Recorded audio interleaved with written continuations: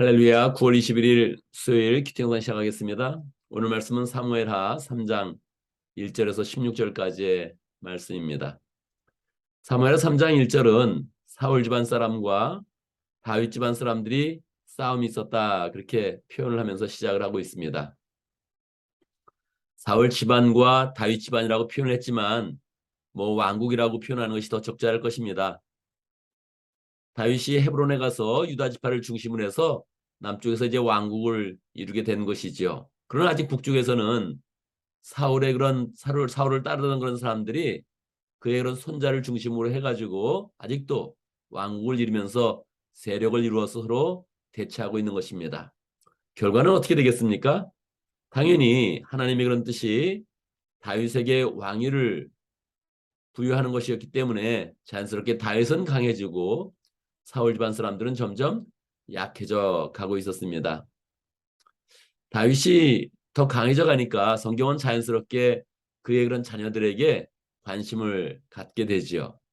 다윗은 헤브론에서 여러 번 결혼을 했습니다. 그리고 자녀를 낳게 되었는데 안타깝게도 그 내용들을 보면 거기에 압살롬이라는 그런 사람이 나오고 또 아도니아라는 그런 사람이 나옵니다. 이 두 사람은 반역자가 됐죠. 반란을 일으켜서 비참하게 죽게 되고요. 첫 번째 아들 암놈은 또 성적인 그런 범죄를 일으키면서 압살롬에게 참수를 당하게 됩니다. 그러니까 이 다윗의 그런 아들들에게 집중해서 조명을 했는데 그 결과를 보니까 굉장히 좋지 않은 것입니다. 조금 실망스럽죠. 왜냐하면 이 땅 가운데 다윗의 왕국이라 그러면 더 멋진 메시아의 그런 왕국을 나타내야 되는데 실상 그 내용을 자세히 보면 그렇게 아름다운 그런 이야기가 많지 않은 것입니다. 이런 불행의 씨앗들은 왜 시작이 되었을까요? 왜 그들은 반란을 일으키고 또 서로 성적인 그런 범죄를 일으키고 서로 죽이고 하는 그런 일들이 일어나게 되었을까요? 그것은 다윗의 그런 범죄에서 시작되었고 또한 다윗이 근본적으로 여러 번 결혼했기 때문에 일어난 일입니다. 성경은 이 여러 번 결혼한 일에 대해서 그냥 묵인하면서 넘어가고 있지만 실제 그런 결과를 보면 굉장히 좋지 않은 것입니다. 그럼에도 불구하고 이렇게 계속적으로 다윗이나 여러 믿음의 그런 조상들이 여러 번 결혼하면서 불행의 그런 씨앗들을 심는 것들을 우리가 볼 수 있습니다. 이 남쪽에 그런 유다 지파를 중심으로 한 그런 그 세력들이 이제 다윗의 그런 다윗이 자손을 낳고 세력을 키워가고 있을 때 북쪽은 어떻게 되고 있었을까요? 북쪽은 이스보셋이 이제 왕위를 이어가지고 아브넬 장군이 그를 돕고 있었는데 이스보셋과 아브넬이 틈을 벌이게 됩니다. 이것도 또한 아브넬이 이제 성적인 범죄를 저지르게 되죠. 아브넬이 사울의 후궁을 이제 성적으로 그렇게 범하게 되었을 때 이스보셋이 이제 그것에 대해서 비난을 하게 되니까 아브넬이 이제 굉장히 화가 나가지고 하나님의 그런 언약을 그렇게 인용하면서 이 나라는 원래 다윗에게 갈 것이니까 내가 이 북쪽의 이런 지파들을 다 몰아서 그냥 다윗에게 넘겨주겠다. 폭탄적인 그런 선언을 이제 하게 되는 것입니다. 이 남쪽의 그런 상황이나 북쪽의 상황이나 다 좋지 않은 그런 상황이지요. 이것이 역사서를 볼 때 가지는 어려움입니다.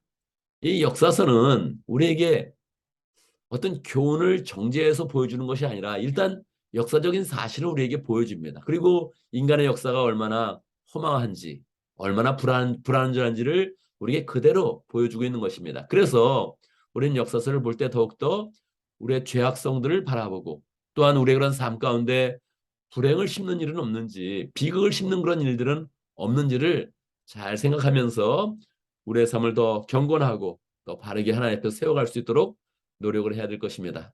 또한 이 땅의 왕국의 그런 무상함을 생각하게 되죠. 왜냐하면 다윗 왕국은 이 땅 가운데 가장 온전한 그런 하나님의 나라라고 볼 수 있거든요. 그런데 다윗과 솔로몬 시대를 다 살펴봐도 하나님이 원하시는 그런 아름다운 하나님 나라의 그런 왕국의 모습은 그렇게 쉽게 찾아보기 어려운 것입니다.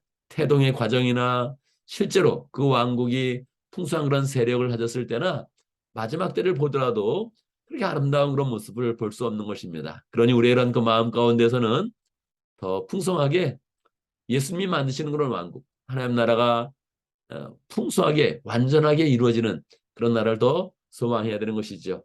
이 땅 가운데 우리가 어떤 왕국을 세워도 온전하지 않다. 우리는 정말 영원한 하늘나라에서 정말 아름다운 그런 왕국을 보게 될 것이다 해서 하나님이 이루실 영원한 그런 그 왕국을 더 소망하는 그런 그 마음을 가져야겠습니다. 오늘 말씀 가운데 기도 제목을 붙잡는다면 우리 그런 삶 가운데 불행을 심지 않겠다, 빅을 심지 않겠다, 이런 그 마음을 가지면 좋겠습니다. 오늘도 목장을 위해서 기도하는데 오늘은 인디아 목장을 위해서 기도하면 좋겠습니다. 인디아 목장 우리 박지호 목자님이 현재는 휴무 상태입니다. 11월 달에 한국에서 돌아온다고 하는데 잘 돌아올 수 있도록, 또 인디아 목장을 통해서 많은 그런 청년들, 많은 목원들이 다시 또 새 힘을 입을 수 있도록 이렇게 함께 기도하면 좋겠습니다. 교회를 위해서 기도하는데 오늘은 제가 설교를 준비하는 그런 날입니다. 하나님께서 영감을 주셔서 설교를 잘할 수 있도록 그렇게 또 미리 준비하는 그런 과정에서 하나님의 그런 성령으로 충만하고 하나님이 원하시는 그런 말씀을 잘 준비할 수 있도록 기도해 주시고, 또 예배를 드릴 때 함께 은혜가 풍성한 예배 될 수 있도록 기도해 주셨으면 좋겠습니다. 제가 먼저 기도하고 다 같이 함께 기도하는 시간 갖도록 하겠습니다. 기도합니다. 할렐루야. 우리 하나님을 찬양합니다.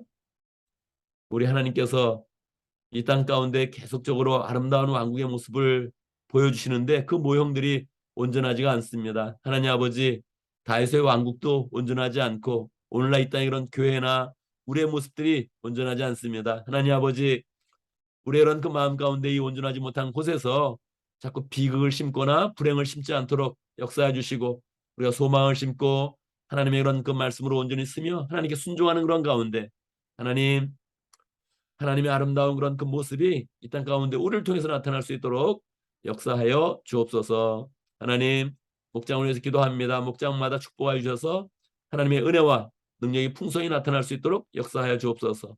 인디아 목장의 박지호 목자님 축복하여 주시고, 강교생활 잘하고 있다가 하나님 돌아올 때 마음의 그런 소망을 가지고 돌아올 수 있도록 인도하시고, 목장에 대한 그런 소원, 예수님에 대한 그런 소원을 잘 가질 수 있도록 인도하여 주시고, 이곳에 돌아와서 목장을 잘 세워갈 수 있도록 축복하여 주시옵소서. 하나님 아버지, 우리 교회를 축복하여 주시옵소서. 늘 말씀 가운데 풍성하게 하시고, 오늘 또 주일 말씀을 준비하려고 하는데 성령 충만케 해주시고 오늘 충만한 그런 가운데서 주의 말씀을 잘 준비할 수 있도록 역사하여 주옵소서. 우리가 늘 주의 말씀을 믿음으로 받는 그런 가운데 삶 속에 살아있는 그런 그 말씀, 적용되는 말씀 잘 세워갈 수 있도록 인도하여 주옵소서. 주의 은혜 가운데 새해를 맞이합니다. 믿음의 모든 그런 식구들 하나님마다 잘 되게 하시고, 직장과 사업터에서 하나님을 더 풍성히 만나며 하나님과 동의하는 그런 가운데 하나님의 은혜를 더 풍성히 경험할 수 있도록 역사하여 주옵소서. 예수님의 이름으로 기도드리옵나이다. 아멘.